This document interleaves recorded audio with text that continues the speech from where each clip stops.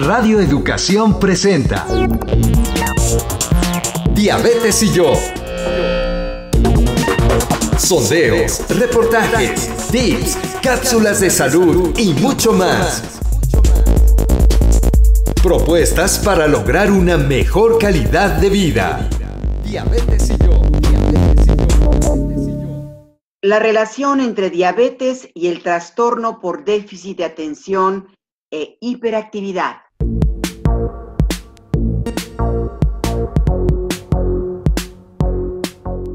Amigas, amigos, bienvenidos una vez más a este programa que sale al aire todos los viernes en punto de las 12 del día. Diabetes y yo. Propuestas para mejorar nuestra calidad de vida. Estamos muy contentos de volver a dirigirnos con ustedes. Gisela Ayala, una servidora, María Eugenia Pulido y todo el equipo detrás de este gran programa Diabetes y yo. Gisela Ayala, María Eugenia Pulido, y seguimos respetando las recomendaciones de sana distancia, así que estamos transmitiendo y grabando este programa previamente. Esta tarde vamos a retomar un tema muy importante, muy interesante. Ya hicimos un programa, usted recordará, el tema del trastorno por déficit de atención e hiperactividad. Y como siempre, antes de presentar a nuestra invitada, nos acompaña por favor a esta emisión para que entremos de lleno, pero con un reportaje previo.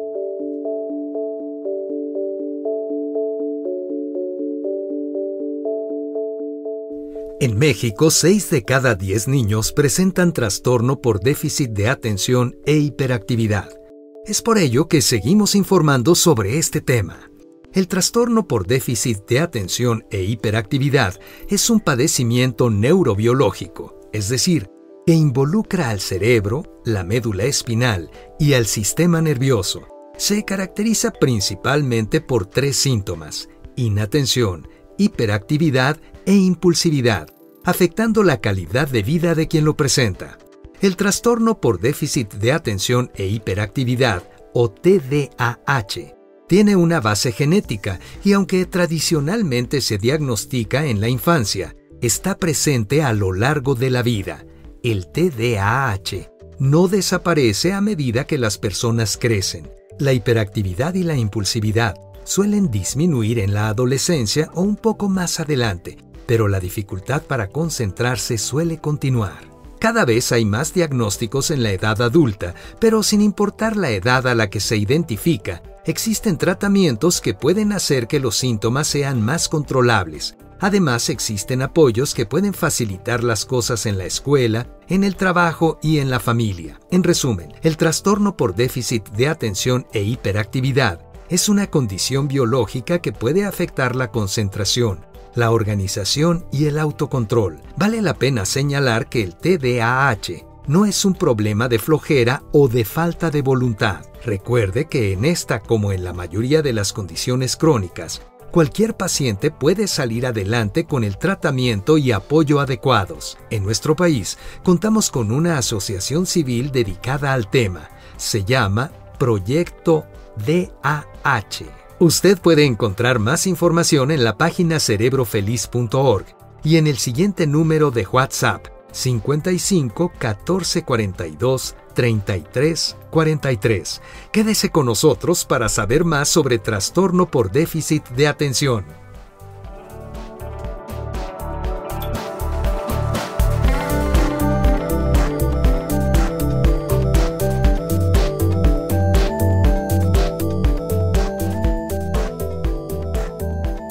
Gisela, ¿qué tal? ¿Quieres presentar nuevamente a nuestra invitada? Ella ya estaba con nosotros, pero está de nueva cuenta. Así es, Maru, queridos radioescuchas, muy buenas tardes. Como todos los viernes, ya lo indicaba Maru, tenemos una cita para hablar de salud, para mostrar propuestas y sobre todo para acercarnos a condiciones que quizá puedan estar en nuestra familia. Quizá conocemos a alguien que vive con trastorno por déficit de atención e hiperactividad y no lo sabíamos. Entonces, pues invitamos nuevamente a la psiquiatra infantil, a la doctora Yariela Delgadillo, La doctora Delgadillo es médico por la UNAM, institución en la que se especializó justamente en psiquiatría infantil y actualmente es enlace médico del laboratorio Takeda. Doctora, muchas gracias por aceptar una nueva invitación. Gisela, María Eugenia, gracias nuevamente a ustedes a nombre de Takeda por la invitación a su programa. Pues habría que recordar para nuestro queridísimo público, si nos puede decir de nueva cuenta, ¿qué es el trastorno por déficit de atención e hiperactividad? Para quienes no recuerdan la definición tan certera que nos dio el programa pasado, por favor. Claro que sí, María Eugenia. El trastorno por déficit de atención e hiperactividad es un trastorno que pertenece a las alteraciones del neurodesarrollo. Ahora bien, tengo que definir qué es el neurodesarrollo. El neurodesarrollo es el momento en el que el cerebro adquiere funciones y las regiones anatómicas se van formando y consolidando. Este neurodesarrollo va desde el nacimiento, desde el embarazo, hasta la edad adulta, a los 21 años. Cuando hay alteraciones durante este momento, se pueden dar manifestaciones como el TDA. El TDA consiste en 3 grupos de síntomas: inatención, hiperactividad, también puede estar acompañado de impulsividad. Doctora, y siempre vamos a recordarle a los radioescuchas que cuando hablamos de TDA nos referimos al trastorno por déficit de atención y bueno, comúnmente se conoce así como TDA por sus siglas. Y ya después de que nos explicó en qué consiste este trastorno, ¿nos podría comentar qué es lo que ocurre para que un individuo de cualquier edad lo desarrolle? ¿Cuáles son los factores de riesgo, sus causas? Actualmente hay causas y factores de riesgo bien definidos. La principal causa asociada a TDA es la herencia. Hasta en el 80% de los casos, el TDA es de origen genético. El resto está atribuido a causas como estrés durante el embarazo, por ejemplo, mamá que estuvo expuesta a tabaco, mamá que vivió con hipertensión, diabetes. Otros factores de riesgo asociados son parto pretérmino, embarazo que haya cursado con amenazas de aborto. Todos estos son factores que inciden en el neurodesarrollo que describí hace un momento y desde luego pues se traducen en síntomas asociados a TDA. Entonces, La vez pasada, sí, doctora. Quería hacer un énfasis en dividir las causas de origen genético y alteraciones asociadas al embarazo como factores de riesgo para TDA. Gracias. La vez pasada, porque era muy importante la introducción y es un tema bastante amplio, nos ganó el tiempo y queremos dedicar este segundo programa también a que nos hable de esta relación. Es el momento de poder hablar, doctora, de la relación que tiene el déficit de atención e hiperactividad con la diabetes, dado que algunas investigaciones han postulado que la presencia de diabetes gestacional tendría efectos en el bebé, provocando un mayor riesgo de TDA. Doctora, ¿nos puede hablar al respecto? ¿Están ciertas estas investigaciones? ¿Qué podemos esperar, por favor? Sí, María Eugenia, con todo gusto. Al respecto ya hay una asociación clara. Se sabe que la exposición prenatal a alteraciones metabólicas, como es el caso de la diabetes, se asocia con un mayor riesgo de deterioro en el desarrollo neurológico y se convierte en un factor de riesgo para presentar TDA a lo largo de la vida. También está asociado con un bajo coeficiente intelectual, con trastornos de lenguaje y con trastornos de aprendizaje. La diabetes gestacional. ¿Qué ocurre? ¿Por qué pasa esto? Bueno, pues los niveles altos de glucemia durante el embarazo afectan la información genética, afectan la estructura de las células y también condicionan riesgo de muerte neuronal. Y bueno, se traduce en estos síntomas que describí hace un momento. Síntomas y trastornos. Entonces, doctora, lo que usted nos está diciendo es una razón más para que la mamá se cuide todavía más, cuide su peso, cuide la alimentación que tiene. Y si es una mujer sin diabetes conocida, debería hacerse una prueba en la semana 24, ¿no? Para justamente encontrar si es que existe o descartar diabetes gestacional, ¿es así? Es así, es de suma importancia cuidar las condiciones del embarazo para evitar afectaciones a lo largo del neurodesarrollo. Un trastorno, como mencioné al inicio, un trastorno del neurodesarrollo es el TDA. Y sí es muy importante hacerse esta prueba, la diabetes gestacional. Justo es el incremento en los niveles de glucosa durante el embarazo en mujeres que antes tenían niveles de glucosa normales. ¿Por qué no nos explica un poquito más? Porque dado que hay diferentes tipos de diabetes, en este caso la diabetes gestacional, ¿por qué se presenta? ¿Qué es la diabetes gestacional? Para que quede muy claro. Sí, María Eugenia, te comentaba, la diabetes gestacional es la presencia de niveles de glucemia altos, que es la glucemia, incremento en el nivel de glucosa en la sangre durante el embarazo, en mujeres en las que antes de la gestación no tenían diabetes. Y bueno, ¿por qué ocurre esto? Esto se debe a que las hormonas presentes durante el embarazo pueden tener una dificultad en el trabajo que realiza la insulina. Y entonces ocurre que aparece una alteración en el metabolismo de los hidratos de carbono o los azúcares. Y bueno, por esto se eleva la glucosa. Interesante lo que la doctora comenta, porque pues justamente es diabetes gestacional porque solo se presenta durante el embarazo. Una vez que termina el embarazo, nace el bebé y la diabetes gestacional termina. Puede ser que la mamá posteriormente desarrolle diabetes tipo 2, pero esta diabetes gestacional, doctora, entonces ya nos explicó usted la relación que puede tener con el riesgo de que el bebé posteriormente sea un niño que desarrolle trastorno por déficit de atención. ¿Qué pasa, doctora, con los otros tipos de diabetes? Recordemos que hay diabetes tipo 2, que es la más común. Regularmente, si nosotros conocemos a alguien que vive con diabetes, seguramente es de diabetes tipo 2, que se da en la edad adulta, y hay una diabetes tipo 1, que se llama también insulinodependiente, todavía en algunos manuales, que predominantemente se presenta en niños. ¿Nos podría hablar un poquito más de estas dos tipos de diabetes y también de su relación, entiendo que separada, con TDA? En ambos tipos de diabetes hay relación con TDA.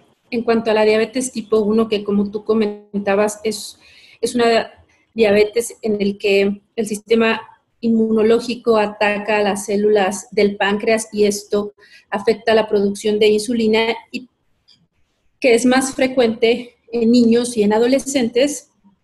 Aquí se sabe que si realizáramos un estudio en el que nuestra población fuera únicamente de pacientes con diabetes tipo 1, la frecuencia de TDA se incrementa 3 veces respecto a la población normal. La asociación es muy alta. Y esto tiene muchas implicaciones porque en el TDA, yo en el programa anterior les comentaba que están afectadas las funciones ejecutivas. Las funciones ejecutivas son las que nos permiten organizarnos, planear, jerarquizar actividades, tomar en cuenta tiempos, y todas estas funciones ejecutivas son necesarias para tener un apego a un tratamiento. Si se me olvidan los horarios de la administración del tratamiento, si no me organizo para la comida, si no respeto por mi falla en el manejo del tiempo, el sueño, desde luego que esto se ve afectado. Hay un estudio que describe que el tratamiento de TDA mejora los niveles de glucosa en los pacientes con diabetes tipo 1 y tiene que ver justo con esta mejora en la organización. Esto es en cuanto a la diabetes tipo 1. En cuanto a la diabetes tipo 2, que este tipo de diabetes se presenta ya en adultos y personas mayores, tiene más asociación con obesidad, y aquí lo que ocurre es una disminución en la producción de insulina. Con la diabetes tipo 2, en relación al TDA, se sabe que ocurre lo siguiente. Los pacientes con TDA a lo largo de la vida, TDA sin diabetes, tienen un mayor riesgo hacia la edad adulta de desarrollar o presentar enfermedades cardiometabólicas, no únicamente diabetes, obesidad, diabetes e hipertensión. ¿Por qué ocurre esto? Porque tener TDA es un factor de riesgo para desarrollar estas enfermedades crónico-degenerativas hacia la vida adulta, por las mismas razones que mencioné hace un momento.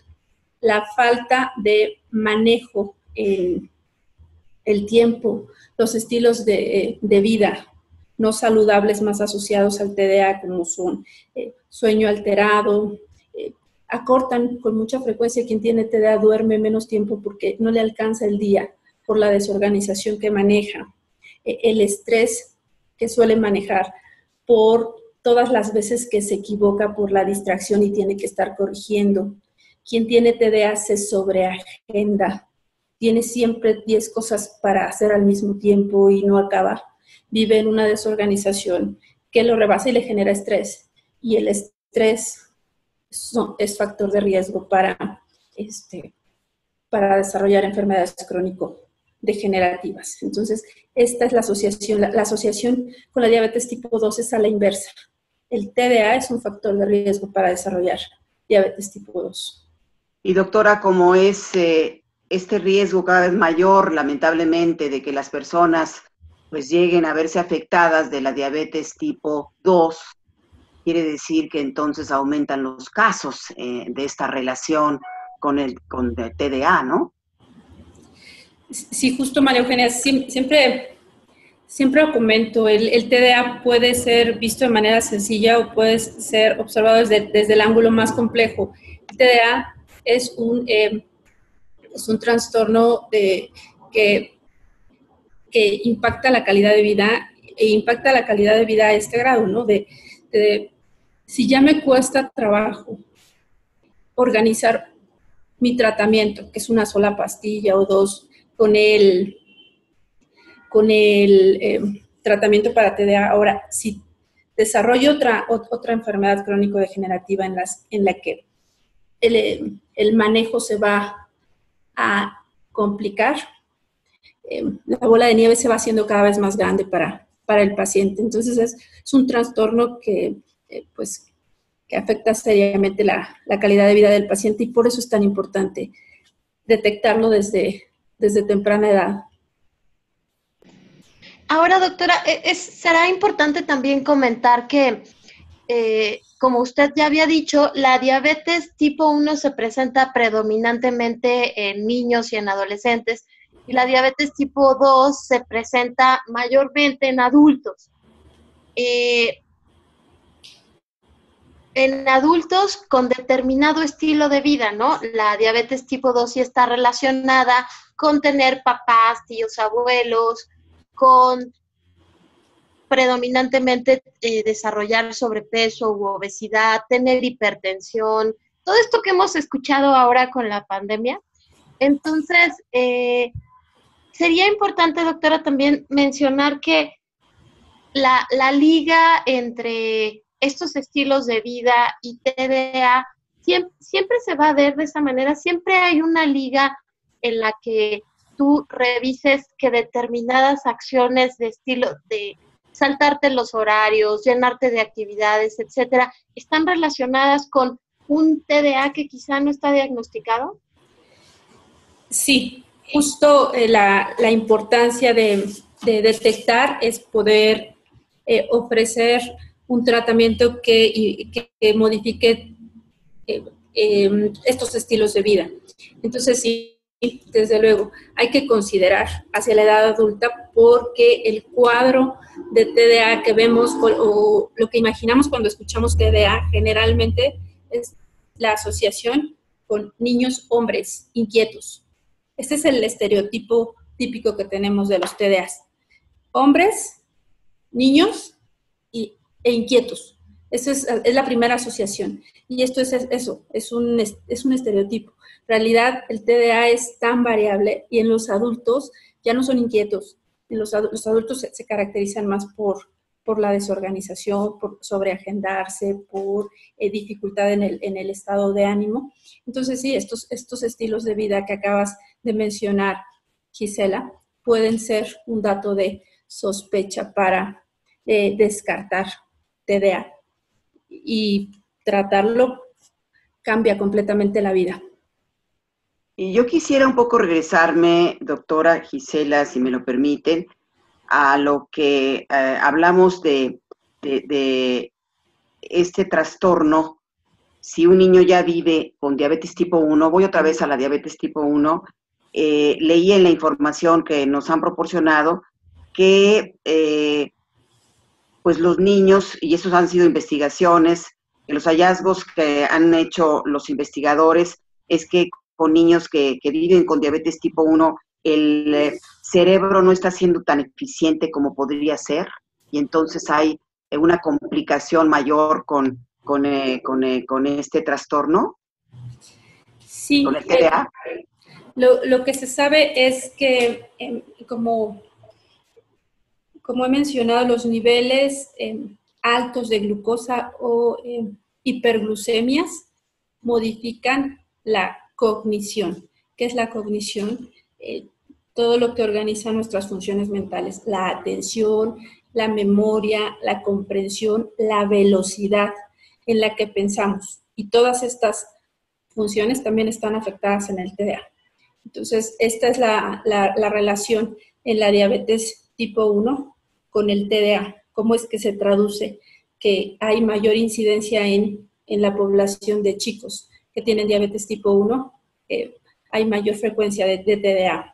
Es el momento, nos están invitando a pasar a nuestra sección. Tenemos una sección muy importante dentro de nuestro programa que nos habla de la nutrición, y vaya que este tema también es relevante, ya que estamos hablando de los altos índices de glucosa en sangre y esta relación del TDA con los diferentes tipos de diabetes que ya nos está explicando la doctora. Pero vamos a escuchar lo que tiene preparado para hoy nuestra nutrióloga de cabecera. Consejos de salud para una mejor calidad de vida.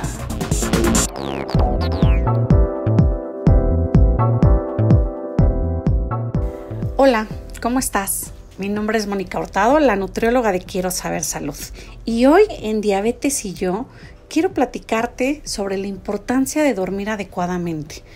Desafortunadamente los mexicanos y bueno, pues obviamente todas las personas alrededor del mundo podemos cursar en algún momento de nuestra etapa de la vida con trastornos del sueño. Puede ser debido a factores externos como el estrés financiero, el estrés laboral, el estrés que ahorita estamos teniendo por esta condición de pandemia, por esta condición de enfermedad, nos pueden condicionar a que tengamos este tipo de trastornos de sueño.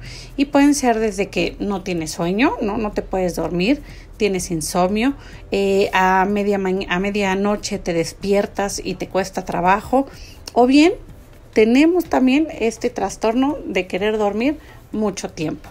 La Organización Mundial de la Salud hace una recomendación y dice que uno de los factores para tener un bienestar adecuado es tener un sueño reparador, un descanso también idóneo.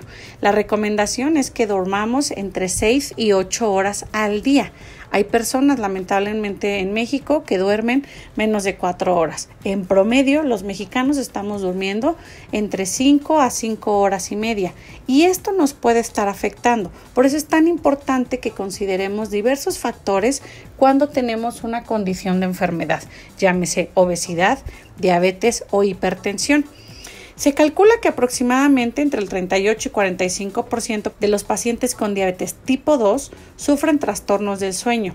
De hecho, la probabilidad de padecer diabetes es 2 veces mayor en aquellas personas que habitualmente duermen menos de 6 horas. Por eso, debemos de tener siempre un conocimiento de nuestros números.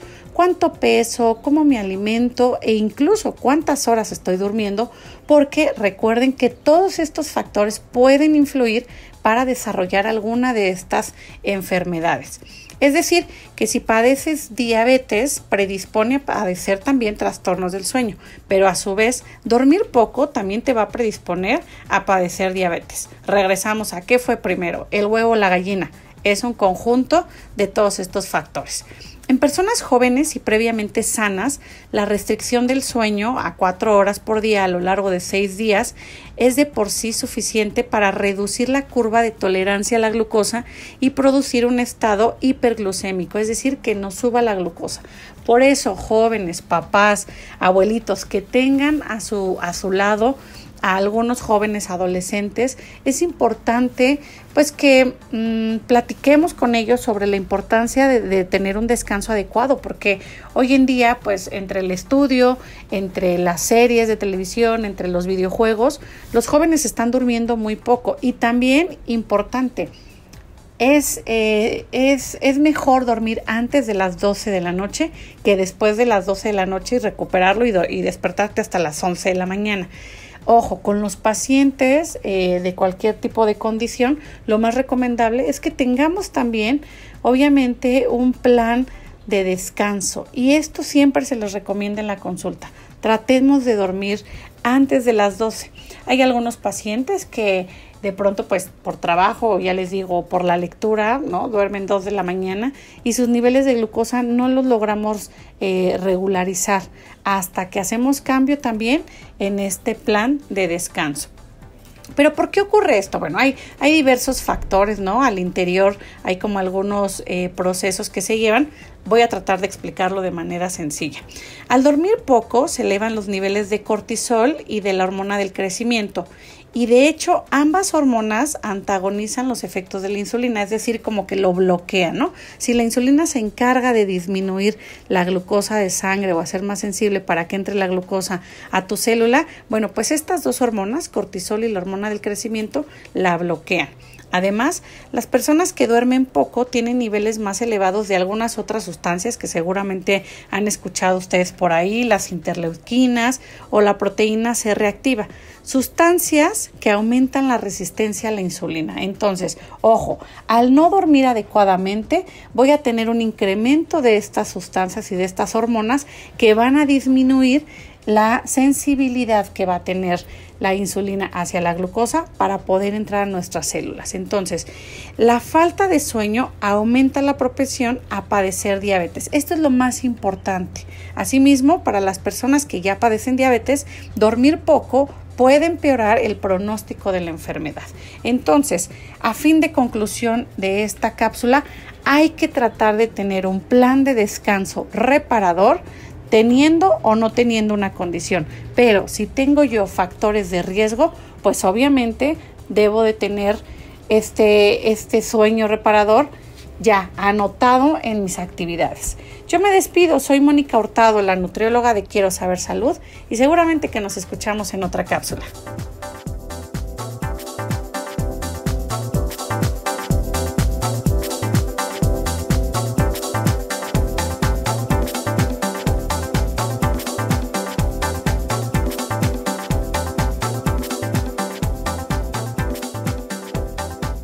Seguimos esta tarde en el programa Diabetes y yo porque pues tenemos una interesantísima conversación con la psiquiatra infantil, la doctora Yariela Delgadillo, quien nos explicaba la relación entre los diferentes tipos de diabetes y este trastorno por déficit de atención e hiperactividad. Doctora, decíamos en el bloque anterior que una mujer que se le elevan los niveles de glucosa o de azúcar durante su periodo de embarazo, pues ese bebé va a tener riesgo de muchas cosas, pero uno de los riesgos es de que desarrolle esta enfermedad llamada trastorno por déficit de atención e hiperactividad.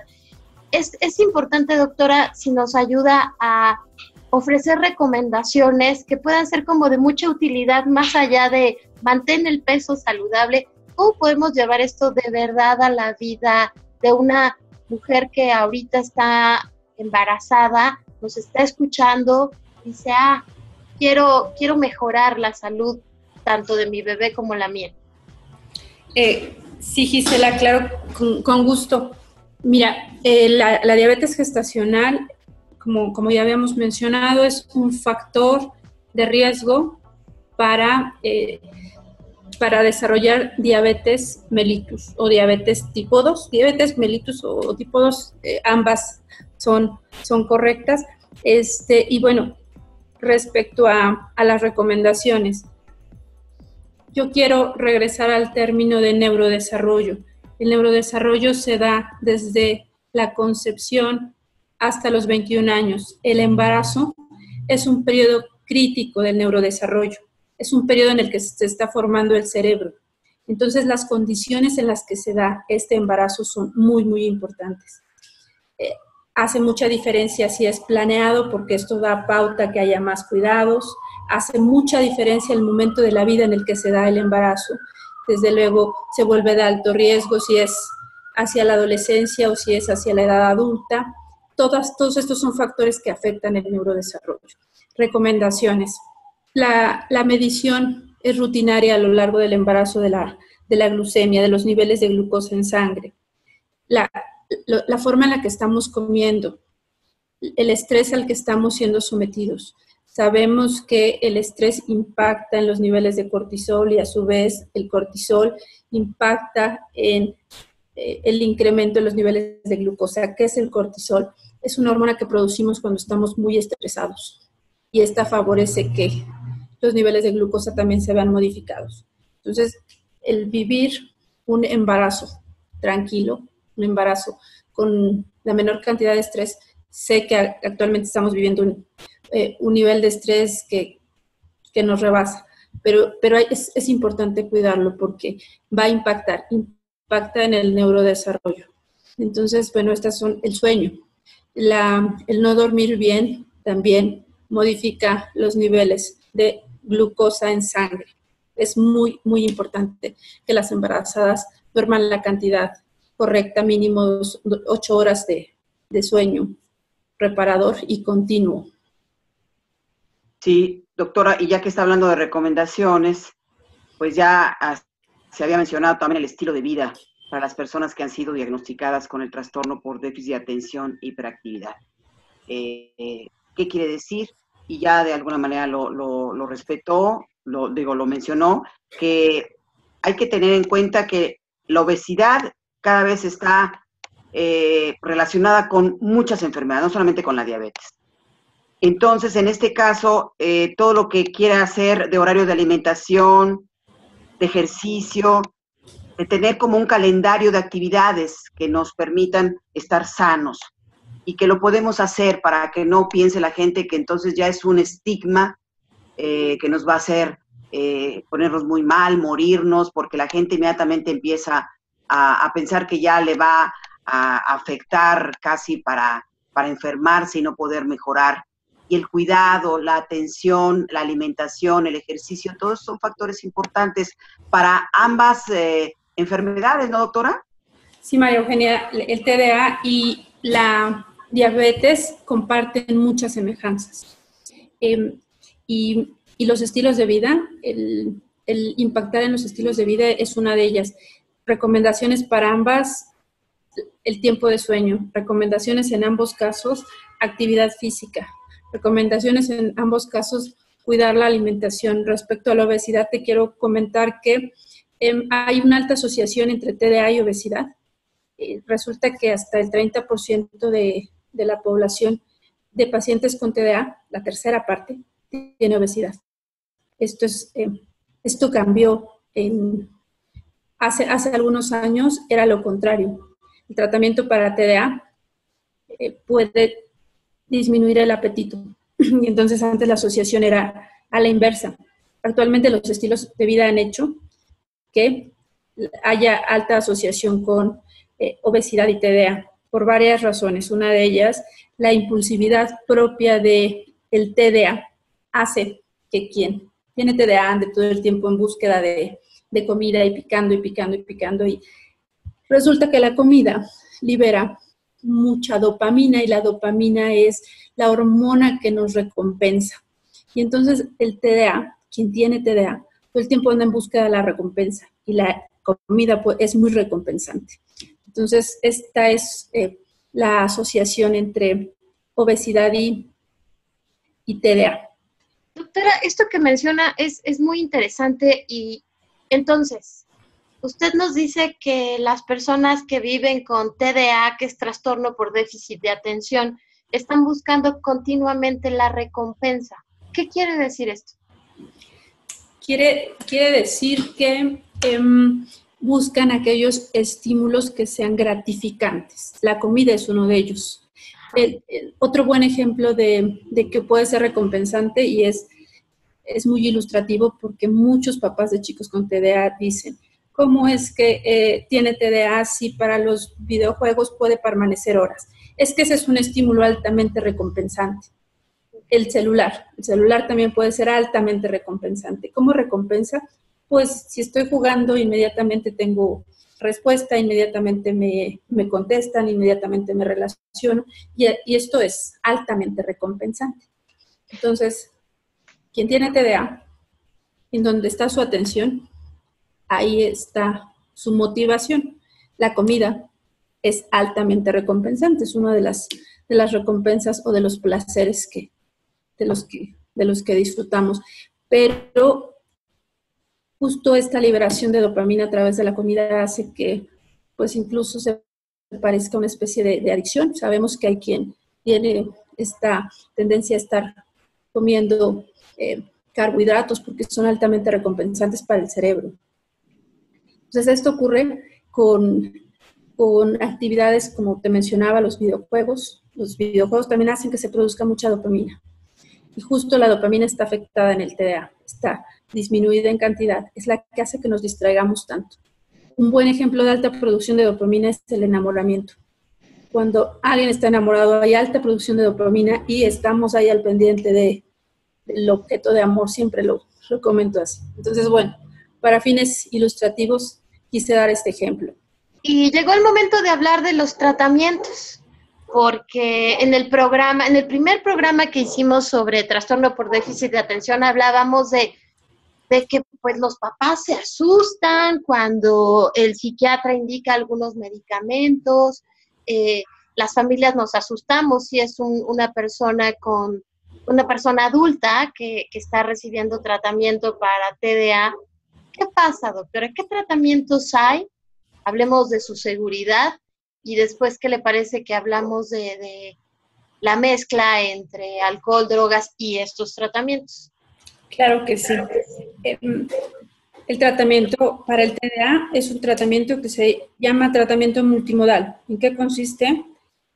En dar tratamiento farmacológico acompañado de intervenciones terapéuticas en las áreas de la vida que detectamos que requiere atención el paciente, también de acuerdo a la edad de la vida en el que lo estamos tratando. En México contamos con tratamiento farmacológico que se divide en estimulantes y no estimulantes. La primera elección, lo que solemos prescribir inicialmente son tratamientos que se llaman estimulantes. Estos tratamientos tienen una eficacia del 80%, entonces es por eso que son nuestra primera opción. Estos son los tratamientos que se prescriben únicamente con recetas, son tratamientos controlados, y los no estimulantes son tratamientos no controlados, tardan más en hacer efecto. Depende de la opinión depende del criterio del médico la elección del tratamiento. Y te comentaba, se debe acompañar de psicoeducación, en algunos casos de terapia familiar, se puede hacer intervención en el lenguaje o en el área motriz si así lo requiere el paciente. Intervención conductual suele acompañar, los trastornos de conducta acompañan con mucha frecuencia al TDA. y bueno, de acuerdo a las necesidades del paciente se van indicando terapias. Me quiero detener y quiero describir rápidamente. En torno al tratamiento farmacológico hay muchos mitos, muchos mitos. Me interesa describir al respecto porque lo que me interesa es informar y que tu público sepa qué es real respecto al tratamiento farmacológico. El primer mito asociado al tratamiento del TDA es que puede generar adicción en los pacientes. Esto es solo un mito. Nosotros, cuando tratamos el TDA, mejoramos toda esta sintomatología que mencioné inicialmente y, de hecho, se sabe que justo ocurre lo contrario. Se previene el riesgo de desarrollar adicciones a lo largo de la vida cuando tratamos TDA. El tratamiento para TDA no genera adicción. Ahí quiero ser muy puntual y subrayar esta respuesta. Y bueno, suele haber preguntas por parte de los papás como ¿cuánto tiempo va a tomar el tratamiento el niño? Mencionaba que se parece a la diabetes en cuanto a que una vez que hacemos el diagnóstico tenemos que seguir tratándolo. Y entonces el TDA, hasta en el 60% de los casos, no disminuye la sintomatología y va a ser necesario seguir tratándolo a lo largo de la vida. Esto también es muy importante que los papás lo sepan, porque otro mito que acompaña el TDA es que se quita al llegar la adolescencia. Estos son los dos mitos más importantes que me interesa describir. Doctora, el tratamiento para el TDA, para el trastorno por déficit de atención con hiperactividad, se atiende en las instituciones públicas de salud como el Seguro Social, el ISSSTE, el INSABE, el Seguro Popular, el ISSSTE. O sea, sí están capacitados estas instituciones médicas para tratar el TDA. Sí, afortunadamente sí. A nivel institucional público se cuenta con psiquiatras y en algunos centros psiquiatras infantiles y neuropediatras que atienden el TDA. Hay estas especialidades y subespecialidades en instituciones que acabas de mencionar, María Eugenia, en el ISSSTE, en el IMSS, ISEMIN, la Secretaría de Salud, sí atienden a nivel público el TDA. Sí hay especialistas que atienden en el sector público. Y es una excelente pregunta porque no puede ser obstáculo el no tener el dinero para pagar a un especialista a nivel privado, el no tratar el TDA. Afortunadamente se trata también a nivel público. Doctora, y antes de ir al glosario, me gustaría rápidamente preguntarle, esta pandemia, y más adelante hablaremos de las recomendaciones en medio en este confinamiento, pero esta pandemia de pronto ha puesto en jaque los tratamientos para las personas que tenemos alguna afectación crónica.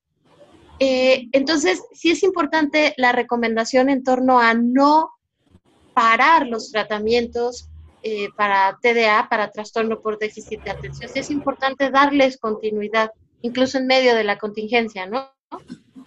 Excelente pregunta, Gisela. Gracias. Gracias porque en el mes de abril salieron las guías del consenso europeo, que son guías que rigen a nivel mundial el TDA, y la primera recomendación es no se suspende el tratamiento farmacológico para TDA. El tratamiento farmacológico ayuda a la organización, favorece la calidad de vida de quienes están a cargo de los chicos con TDA. El TDA anteriormente se trataba, hace muchos años, únicamente de lunes a viernes, se suspendía fines de semana el tratamiento farmacológico y en vacaciones. Actualmente esto ya no es vigente, el tratamiento actual es continuo, el TDA no descansa, el TDA no sabe de contingencia, ni de días festivos, ni fiestas de guardar esto, los síntomas nos acompañan todo el tiempo, entonces es necesario mantener el tratamiento.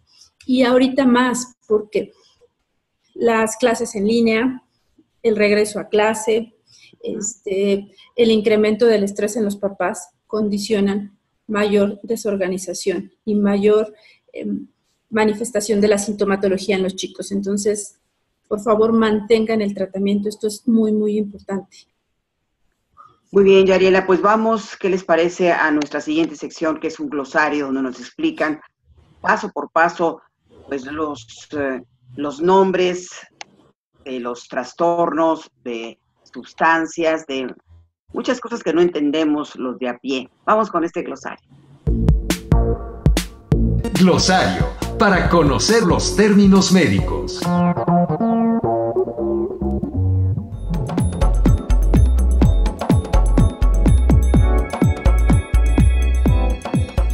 Trastorno por déficit de atención e hiperactividad, también conocido como TDAH. Es un trastorno que dificulta la concentración en tareas, prestar atención, estarse quietos y controlar el comportamiento impulsivo. Inatención es la dificultad de sostener la concentración y se manifiesta en el impedimento para hacer las tareas o trabajos. No los terminan, interrumpen lo que hacen, no observan los detalles, no escuchan. También se manifiesta con dificultad para organizarse, pérdida constante de objetos u olvido de las actividades que tienen que realizar. Hiperactividad se caracteriza porque la persona responde a los estímulos del medio ambiente de manera constante. Esto conlleva a un exceso de movimiento sin control, sin finalidad ni conciencia del mismo. Esto quiere decir que las acciones no necesariamente están dirigidas a fines concretos y productivos. Impulsividad implica la dificultad de controlarse y se puede manifestar de diferentes formas, como actuar antes de pensar, imprudencia, realizar conductas sin plan, iniciar acciones y no lograr detenerse. Diabetes gestacional. La diabetes gestacional es un tipo de diabetes que se desarrolla solo durante el embarazo. La diabetes gestacional puede causar problemas de salud tanto en la madre como en el bebé.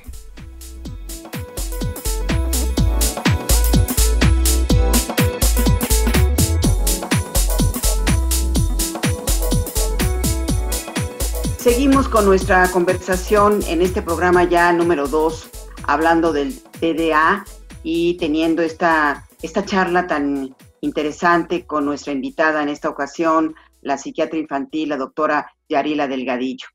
Yariela, pero me gustaría y nos gustaría, ya Gisela lo apuntaba, que ya para el final de este programa, pues no dejemos apesadumbrados a los papás o no sea tan negativa esta visión del TDA, de todo lo que se ha dicho, sino que seamos optimistas, que hay tratamientos y que si hay apego y que lo que también mencionaste, que si al inicio, entre más temprano se ha diagnosticado este déficit, pues mejores resultados vamos a tener a lo largo de la vida, ¿no es así? Entonces, ¿qué nos puedes decir ya para concluir esta charla? María Eugenia, el TDA también tiene, como tú dices, un lado positivo y a mí me encanta hablar al respecto también del lado positivo. ¿Sabes? La evolución del TDA, se sabe que hay factores que hacen diferencia cuando están presentes. El apoyo de la familia y el tratamiento oportuno son los dos factores asociados. Por eso insisto tanto en el tratamiento oportuno y por eso me interesa tanto la psicoeducación. Si a los papás les damos la información y los sensibilizamos de en qué consiste, la evolución va a ser totalmente diferente. Recordar la prevalencia de TDA aproximadamente del 5% y de esta prevalencia hay una característica en el TDA que se llama hiperenfoque. ¿Qué quiere decir el hiperenfoque? Son capaces de que en aquello que les gusta, ahí se quedan anclados, ahí perfeccionan, practican, son perseverantes y la práctica hace al maestro. Entonces, quien tiene TDA se puede hacer muy bueno, pero aquí sí la diferencia es que les guste. Por eso hay que ir ayudándolos y poniéndolos en ambientes en los que empiecen a descubrir cosas y a disfrutarlas. Este es un lado a mí del que me encanta hablar por esta característica del hiperenfoque. Hace que, si me gustan mucho las matemáticas, no importa que tenga TDA, ahí me hago bueno. Hay muchos profesionistas que tienen TDA. En todas las áreas de la vida vamos a encontrar TDA. TDA no es una limitante. La diferencia la hace el que lo identifiques, el que conozcas cuáles son tus fortalezas y cuáles son tus debilidades. También porque, pues, si no sé cuáles son mis carencias, no trabajo en ellas, ¿no? Entonces, la psicoeducación ahí es muy, muy relevante. O artistas, ¿no? También en el mundo del arte. Deportistas, también. Deportistas en el mundo del arte. Michael Phelps es uno de los ejemplos más conocidos. Entonces, sí, igual que muchos actores. Porque la perseverancia, ¿no, doctora? La perseverancia también es una característica. Sí, este hiperenfoque es primo hermano de la perseverancia. El hiperenfoque, mantengo mi atención anclada, y la perseverancia me mantengo, insisto hasta que perfecciono. Ahora, esta perseverancia, en algunos casos a los papás no les encanta, porque es pues que esté insistiendo con el mismo tema todo el tiempo. Pero si los papás lo saben explotar, le pueden sacar mucho provecho para sacar adelante a su hijo.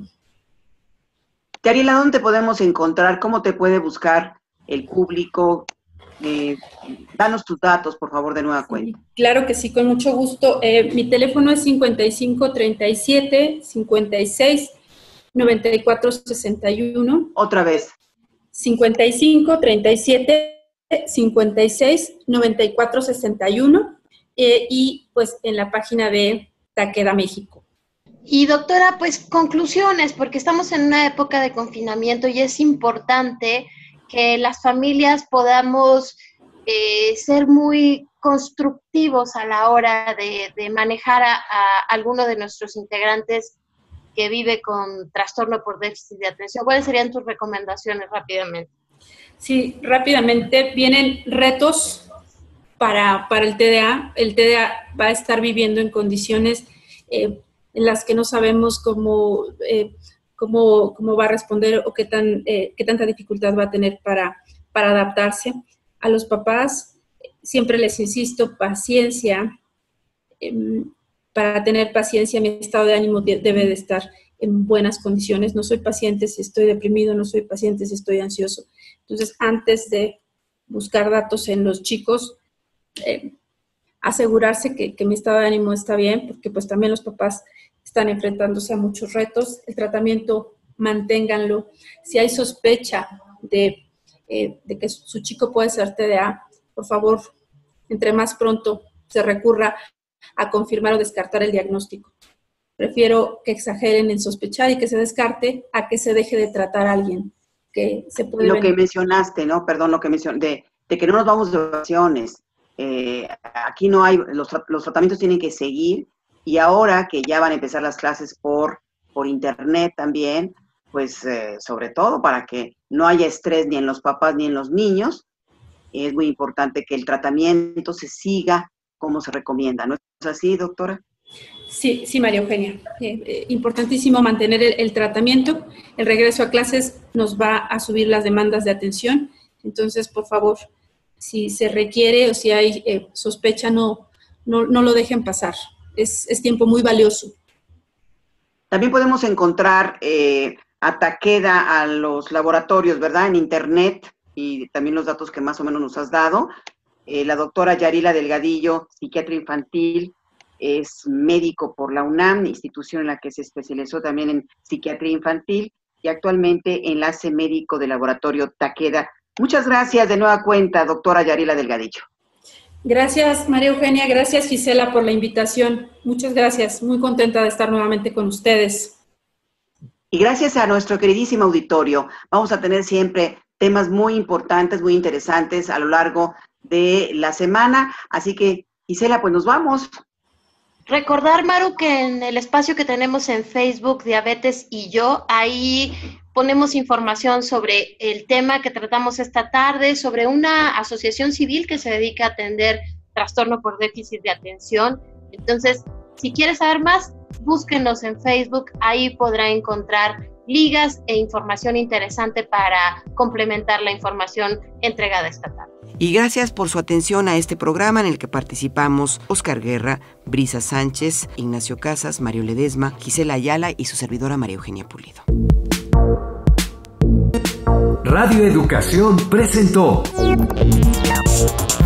Diabetes y yo.